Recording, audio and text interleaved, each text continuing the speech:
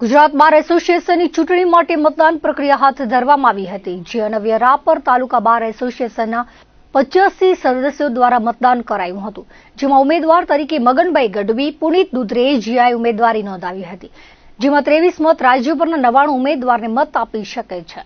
સમગ્ર કાર્યવાહી રાપર કોર્ટ ખાતે આવેલ બાર એસોસિએશનના સભાખંડ ખાતે પ્રમુખ, મંત્રી સહિતના માર્ગદર્શન હેઠળ યોજાઈ હતી। આજે અમારે બાર કાઉન્સિલ ઓફ ગુજરાતની વર્ષ 2026 લઈ અને એની જે છે એ અમારી માતૃ સંસ્થા છે એની આજરોજ ચૂંટણી છે।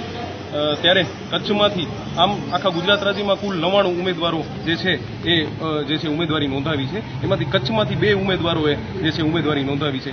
એમાં એક છે શ્રી મગનભાઈ રાજીયાભાઈ ગઢવી અને બીજા છે શ્રી પુનિતભાઈ દુધરેજિયા। એ બંને આપણા કચ્છના ઉમેદવારો છે અને એની આજરોજ ચૂંટણી છે।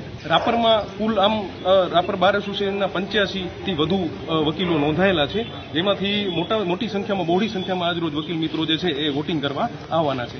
રાપર બાર એસોસિએશનના કુલ આમ રેકોર્ડ ઉપર 95 જેટલા મત નોંધાયેલા છે। આ ચૂંટણીમાં મેક્સિમમ અમે 23 ઉમેદવારોને મત આપી શકીએ। કુલ 99 ઉમેદવાર ઉભા રહેલા છે, પણ વધુમાં વધુ અમે 23 પ્રેફરન્શિયલ મત આમાં આપી શકીએ છીએ।